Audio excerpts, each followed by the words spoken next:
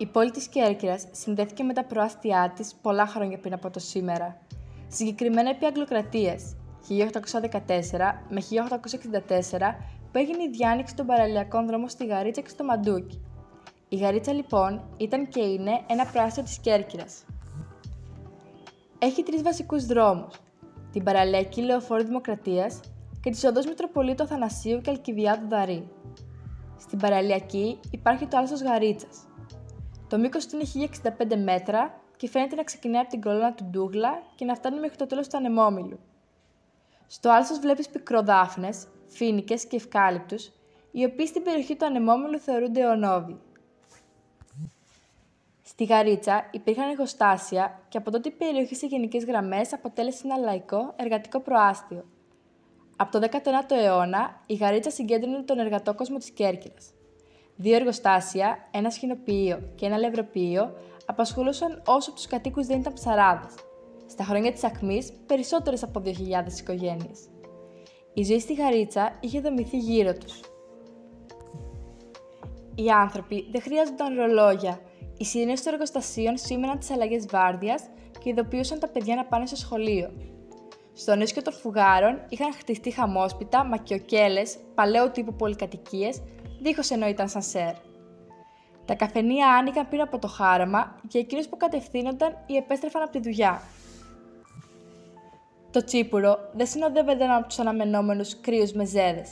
Έβαζαν τσουκάλι και σέρβιραν σε πιατάκια 3 πυρουνιές κανονικό φαΐ, μπουρδέτο ή παστιτσάδα. Οι χειρόνακτες είχαν ανάγκη από τόνωση, αναφέρει ο Χρήστος Χομενίδης για τη Γαρίτσα. Πολλοί εργάτες έμεναν και συνεχίζουν να μένουν εκεί. Και ίσως σε αυτό να οφείλεται το γεγονός πως, αν περάσει κανείς από τα στενά της Γαρίτσας, θα δει πόρτες και παράθυρα ορθάνυχτα, χωρίς καμία αντίρρηση να κοιτάξει κανείς μέσα στους χώρους των σπιτιών τους. Πέρα από τον κόσμο της εργατιάς, στη Γαρίτσα υπάρχει και ο προσφυγικός συνοικισμός. Αν πετύχει κανείς σπίτια χαμηλά, με μικρές στέγες, είναι αποτέλεσμα αυτού, καθώς πρόσφυγες της περίοδου του 1922 έφτασαν και στην Κέρκυρα όπου και εγκαταστάθηκαν. Κάποια έχουν ανακαινιστεί, κάποια έχουν γκρεμιστεί και στη θέση τους χτίστηκαν καινούρια.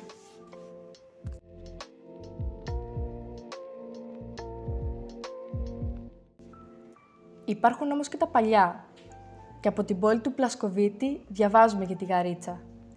Η ήσυχη πόλη της Κέρκυρας φαίνεται να έχει μια ξεχωριστή γοητεία με τις πολλές γάτες που περιφέρονται στους άφτιαχτους δρόμους. Εκεί όπου αντί για ολοκληρωμένους δρόμους συναντάμε χώμα και χαλίκια. Οι αχνές λάμπες αποδίδουν μια μελαγχολική ατμόσφαιρα, ενώ τα παραμελημένα σπίτια αντανακλούν την παλιά ομορφιά της περιοχής. Κοντά στη θάλασσα, τα βαπόρια προσθέτουν μια νοσταλγική πινελιά στο τοπίο.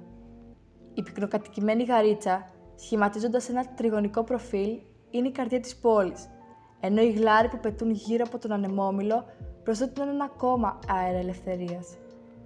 Τα φτωχόσπιτα πλαισιώνουν τη Γαρίτσα, προσδίδοντας μια γνήσια αίσθηση αυθεντικότητας στην περιοχή.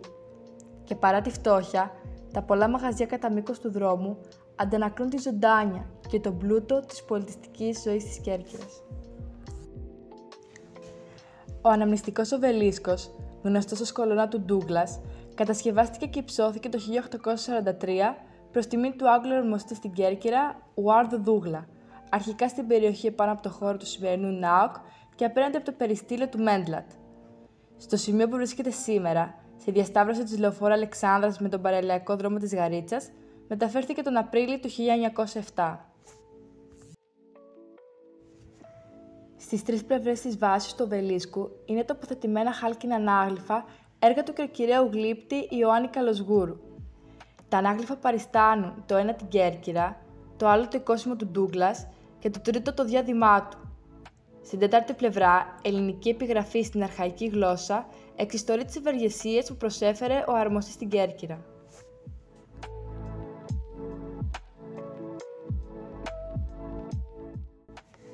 Εργοστάσιο Δεσίλα. Στην ομώνυμη περιοχή της Γαρίτσας, ο Αλέξανδρος Δεσίλας ίδρυσε το 1871 ιδιόκτητο εργοστάσιο, στο οποίο με χειροκίνητη ρόδα κατασκευάζονταν σκοινιά και σπάγια από κανάβι.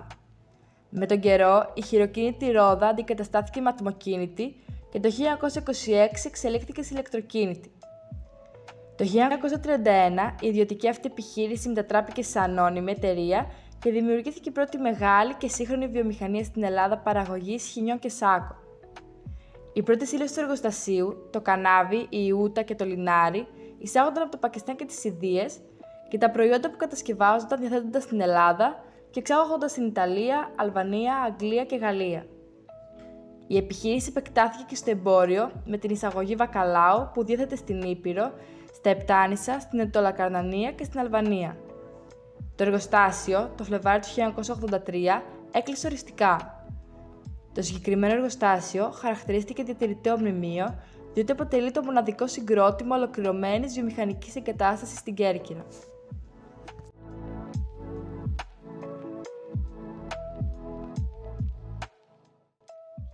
Η αλική της Γαρίτσας.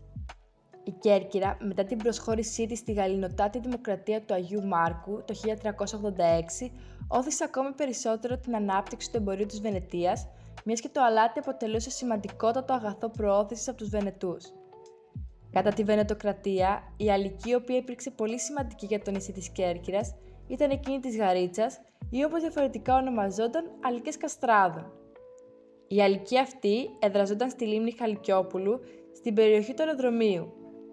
Διακρινόταν και την κατάλληλη της γεωγραφική διαμόρφωση όσον αφορά στην περιοσυλλογή του αλατιού, καθώς στην περιοχή υπάρχουν αβαθείς εκτάσεις, μέσα στις οποίες συγκεντρώνονταν με φυσικό τρόπο το θαλασσινό νερό, το οποίο στη συνέχεια περικλείονταν με τεχνητά φράγματα, εγκλωβίζοντας έτσι τα ύδατα.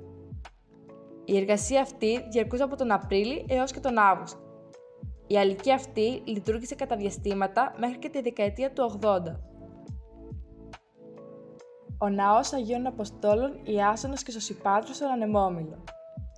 Ένα σημαντικό θρησκευτικό μνημείο της βυζαντινής περίοδου στην περιοχή του Ανεμόμυλου της Γαρίτσας είναι ο Ναός των Αγίων Αποστόλων Ιάσονος και Σωσυπάτρου. Είναι αφιερωμένο στους μαθητές του Αποστόλου Παύλου, Ιάσονα και Σωσύπατρο, οι οποίοι ήταν οι πρώτοι που δίδαξαν τον χριστιανισμό στους κατοίκους της Κέρκυρας τον 1ο αιώνα μετά Χριστόν. Υπολογίζεται ότι ο ναός χτίστηκε γύρω στο 1000 μετά Χριστόν από τεκνίτες της Αττικής ή της Βιωτίας. Στο ναό φιλοξενούνται εικόνες του σημαντικότερου ζωγράφου της κρητικής σχολής, Εμμανουήλ Τζάνε, ο οποίος μεγαλούργησε στην Κέρκυρα. Στο ναό των Αγίων Ιάσονος και Σωσυπάτρου βρήκε καταφύγιο το 1361 ο ιστορικός της άλωσης της πόλης, Γεώργιος Φραντζής. Καπνεργοστάσιο.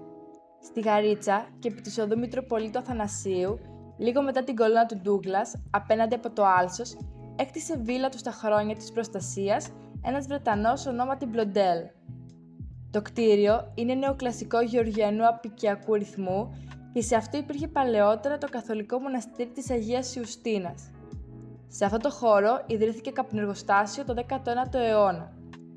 Οι δύο μεγαλύτερες βιοτεχνίες των τελευταίων χρόνων του καπνεργοστασίου ήταν του Γεωργίου Νικηφόρου Κεσία και του Αλέξανδρου Μινιάτη. Οι δύο μικρότερες ήταν τον Προβατά 1927-1949 και Μποζίκι 1925-1952 ή 1955. Το 1955 το καπνεργοστάσιο έκλεισε. Ανεμόμυλος Γαρίτσας. Η πρώτη καταγραφή της ύπαρξης του ανεμόμυλου της Γαρίτσας έγινε το 1503 και αναφέρεται ως ανεμόμυλο στο Κεφαλινοχώρι, που κατά μία υπόθεση ήταν η περιοχή της Γαρίτσας που ονομάζονταν τότε Καστράδες. Έχει πυργοειδή μορφή και είναι λιθόκτιστος. Οι αναφορές σχετικά στην ευρύτερη περιοχή ανεμόμυλος υπάρχουν σε έγγραφα και χάρτες που χρονολογικά ανήκουν στο 17ο αιώνα. Ο μήλος ή μολύνος, όπως έχει καταγραφεί, ξεχώριζε έναντι των άλλων ανεμόμυλων για τη θέση, το ύψος και ότι ήταν ορατός σε μεγάλη απόσταση και από την ξηρά και από τη θάλασσα. Το τότε κτίριο όμως εγκαταλείφθηκε και με τα χρόνια, παρά τις αντιδράσεις των κατοίκων, ερημώθηκε παντελώς.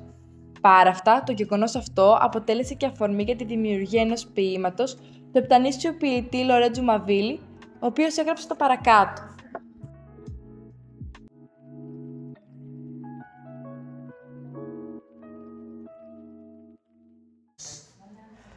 Ο κόσμος είναι πλενερό μαγνάδι, κεντισμένο με ρόδα και με βάγια, με ήλιος και μάστρα που τον απλώνει μάγια, απάνω στις αλήθειας στο σκοτάδι. Σ' αγαπούσα με τόσο ερμοριμάδι, γιατί στη μέση απ' τη ζωή στα μάγια Στην ψυχή μας φανέρωνε στην Άγια, του θανάτου θωριά, τον κρύον άδη. Του είναι μας εξύπνιες μια λαχτάρα, να γλιτώσουμε από όλα μας τα πάθια. Την πικρή να ξορκίσουμε κατάρα, τη ζωής και να μπούμε μονομίας στα άδυτα της θεϊκής ανυπαρξίας.